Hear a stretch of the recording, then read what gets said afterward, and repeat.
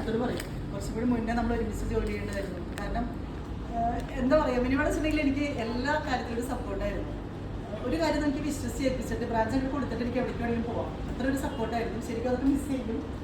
അപ്പോൾ മിനിമത്തിന് റിട്ടേൺ ലൈഫിൽ എല്ലാവിധ സന്തോഷങ്ങളും ഉണ്ടാവട്ടെ എന്ന് ആശംസിക്കുകയാണ്. പിന്നെ നാവികയെ റെപ്രസെൻ്റ് ചെയ്തിട്ട് ഒരു മെമൻറ്റോ മാഡത്തിന് കൊടുക്കാണ്.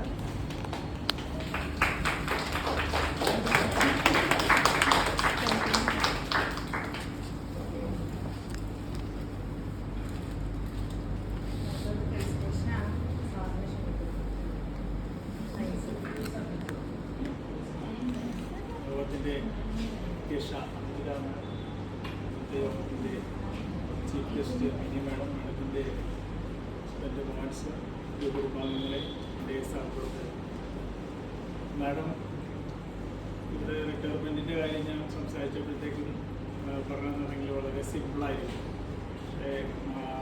പക്ഷേ ഇത്ര സിമ്പിളായിരിക്കുമെന്ന് ഞാൻ കരുതിയില്ല. കാരണം ആദ്യമായിട്ടാണ് വരുന്നവർക്ക് എല്ലാവർക്കും പൂ കൊടുത്ത് സ്വാഗതം പറയുന്ന ഒരു മീറ്റിംഗ് ഞാൻ പങ്കെടുക്കുന്നത്.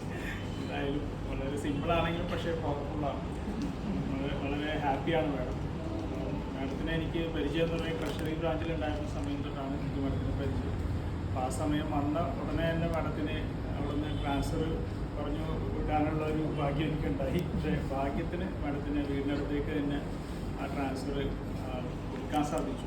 അപ്പം ഇത് കഴിഞ്ഞിട്ടാണെങ്കിലും അടുത്തൊരു അവസരത്തിലാണെങ്കിലും പിന്നീടുള്ള ഒരു ചാൻസ് വന്നപ്പോഴത്തേക്കും മാഡം എന്നോട് സംസാരിച്ചിട്ട് ഈ ഒരു ബ്രാഞ്ചിലേക്കാണെങ്കിൽ കൊടുക്കാൻ പറ്റും. പക്ഷേ ഏത് ബ്രാഞ്ചിലേക്കാണെങ്കിലും എനിക്ക് അറിയാമായിരുന്നു എവിടെയാണെങ്കിലും മാഡം വളരെ കറക്റ്റ് ഒരു ആപ്റ്റായിട്ടുള്ള, അതായത് വളരെ മെച്ചുവറായിട്ടുള്ള, വളരെ പ്ലസൻ്റായിട്ട് നമുക്ക് വർക്ക് ചെയ്യാൻ പറ്റുന്ന ഒരാളാണെന്നുള്ള കാര്യം. നമുക്ക് എങ്ങോട്ട് വേണമെങ്കിലും ധൈര്യമായിട്ട് വിടാം. കാരണം കൊച്ചു ബ്രാഞ്ചാകുമ്പോൾ നമ്മൾ എപ്പോഴും മാനേജ്മെൻറ്റും യൂണിയനുമായിട്ട് സംസാരിക്കുമ്പോഴത്തേക്കും നമ്മൾ എപ്പോഴും നോക്കുന്നതെന്നുണ്ടെങ്കിൽ വലിയ ബ്രാഞ്ചാകുമ്പോൾ കുഴപ്പമില്ല, എങ്ങനെയുള്ള ആളെ കുഴപ്പമില്ല. പക്ഷേ 2-3 പേരുള്ള ബ്രാഞ്ചാകുമ്പോൾ നമ്മൾ നോക്കിയിട്ട് ആളെ പോസ്റ്റ് ചെയ്യുള്ളൂ. കാരണം നമുക്ക് വിശ്വസിച്ച് ബ്രാഞ്ച് ഏൽപ്പിച്ച് പോകാൻ പറ്റും. നേരത്തെ മാഡം പറഞ്ഞ ഒരാളായിരിക്കും.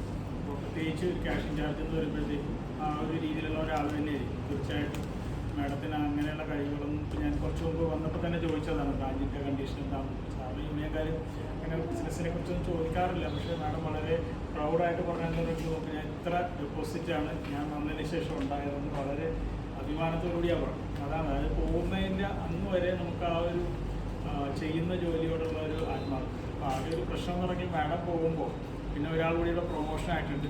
ഇവർക്കൊക്കെ പകരം എങ്ങനെ ആൾ ഇടുന്നുള്ളതാണ്. അതായത് ബ്രാഞ്ചിൽ സ്റ്റാഫ് ഷോർട്ടേജ് ഉണ്ട്. പക്ഷേ ബാങ്കിൻ്റെ കൺസെപ്റ്റ് മാറി.